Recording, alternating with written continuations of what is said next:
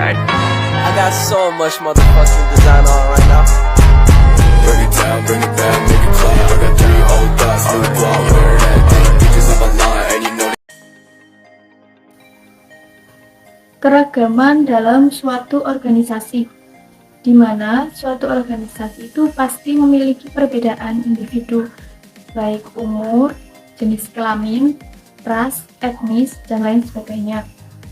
Dalam keragaman di organisasi juga memiliki karakteristik demografis, yaitu ilmu pengetahuan sosial yang mengkaji tentang penduduk suatu wilayah, baik itu desa, kecamatan, kabupaten, provinsi, maupun negara. Karakteristik itu mempunyai ciri-ciri khusus penduduk yang mampu membedakan dengan penduduk yang lainnya.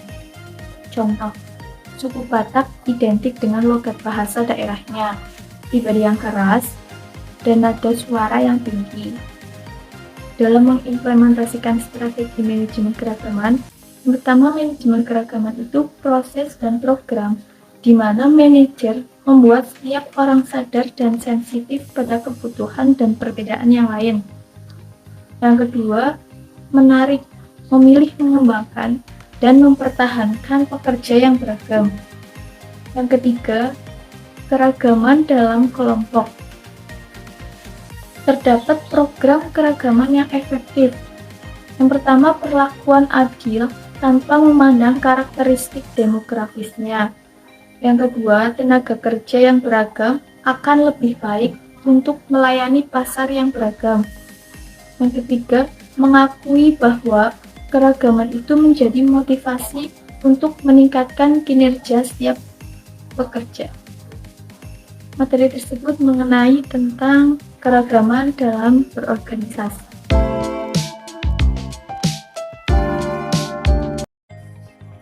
Yang selanjutnya, sikap dan kepuasan kerja. Pengertian sikap. Sikap merupakan produk dari proses sosialisasi di mana seseorang bereaksi sesuai dengan rangsangan yang diterimanya. Manusia berkebutuhan dengan orang lain atau objek di dalam masyarakat dengan ciri sikap yang kompleks. Sikap mempengaruhi perilaku individu. Seseorang individu yang mempunyai sikap yang positif terhadap suatu objek akan mendorongnya kepada perilaku yang positif dan mengarah untuk mendukung sikapnya itu. Ada 3 elemen sikap. Yang pertama, elemen kognitif, yaitu suatu elemen di mana kita berpikir atau percaya. Yang kedua, ada elemen perasaan, yaitu suatu elemen di mana kita bereaksi dengan menggunakan emosi dan berhubungan dengan orang lain atau objek lain. Lalu yang ketiga, ada elemen perilaku, yaitu sebuah kecenderungan untuk melakukan sesuatu sesuai dengan perasaan dan kepercayaan. Lalu ada kepuasan kerja. Pengertian dari kepuasan kerja adalah suatu penilaian dari seseorang mengenai seberapa jauh pekerjaannya secara keseluruhan mampu memuaskan kebutuhannya. Kepuasan kerja mencerminkan perasaan karyawan terhadap pekerjaannya karena seorang karyawan yang masuk kerja pada suatu organisasi membawa sekumpulan harapan, hasrat, dan kebutuhan. Selanjutnya yaitu ada pengertian emosi dan mood. Pengertian emosi yaitu perasaan intens yang ditujukan kepada seseorang atau sesuatu, yang mana dalam emosi itu disebabkan oleh peristiwa yang spesifik, durasinya singkat dan banyak, terkadang diikuti dengan ekspresi yang wajah yang jelas dan berorientasi tindakan. Selanjutnya itu ada pengertian mood.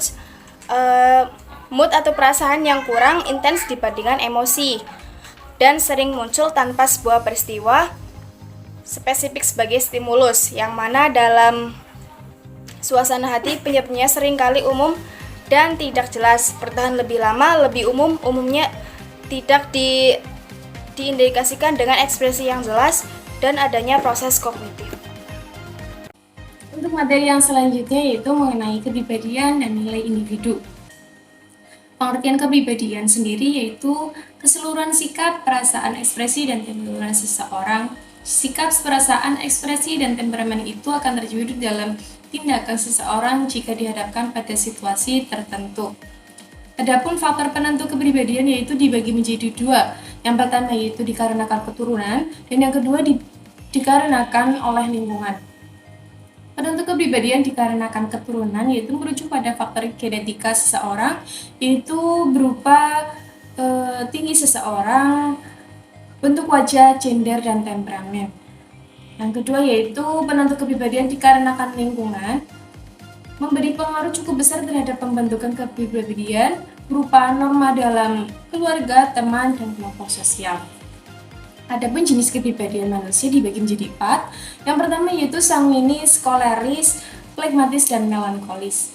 Kepribadian manusia yang bersifat sanguinis yaitu mempunyai sikap ekstrovert, cenderung memiliki sifat yang periang, ceria, hangat.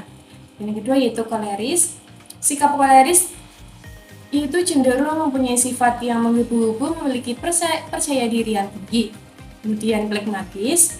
Kepribadian flegmatis sendiri yaitu cenderung menyukai kedamaian, didominasi oleh orang-orang introvert. Dan yang terakhir yaitu melankolis. Melankolis sendiri yaitu mempunyai sifat yang kecenderungan bertolak belakang dengan sanguinis. Jika sanguinis menyukai hal-hal yang baru, maka sifat melankolis kurang menyukai hal-hal tersebut. Dan yang terakhir yaitu mengenai nilai atau value.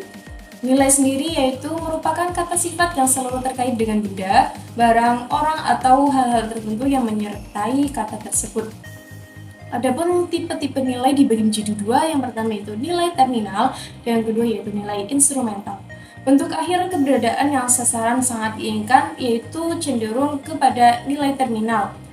Dengan 2 yaitu nilai instrumental, bentuk-bentuk perilaku atau upaya-upaya pencapaian nilai terminal yang lebih disukai oleh orang tertentu. Kurang lebihnya pemaparan dari saya seperti itu. Terima kasih. Pengertian persepsi dan pengambilan keputusan individual. Persepsi adalah proses pemberian makna dan sensasi yang diterima oleh setiap individu. Faktor yang mempengaruhi persepsi ada 2, yaitu dari faktor internal dan faktor eksternal. Faktor internal terdiri dari karakteristik setiap seseorang, sedangkan faktor eksternal terdiri dari lingkungan keluarga di setiap individu. Jenis-jenis persepsi ada 2, yaitu jenis persepsi sosial dan jenis persepsi. Yang selanjutnya ada pengambilan keputusan individual. Pengambilan keputusan individual berarti pengambilan keputusan yang dianggap tepat oleh setiap individu sesuai dengan tujuan yang telah ditetapkan. Faktor-faktor yang mempengaruhi pengambilan keputusan ini ada 3. Yang pertama dari kepribadian itu sendiri, yang kedua pengambilan resiko mana yang lebih besar dan lebih kecil, yang ketiga nilai setiap individu dalam mengambil keputusan. Terima kasih, sekian dari saya. Audio Jungle.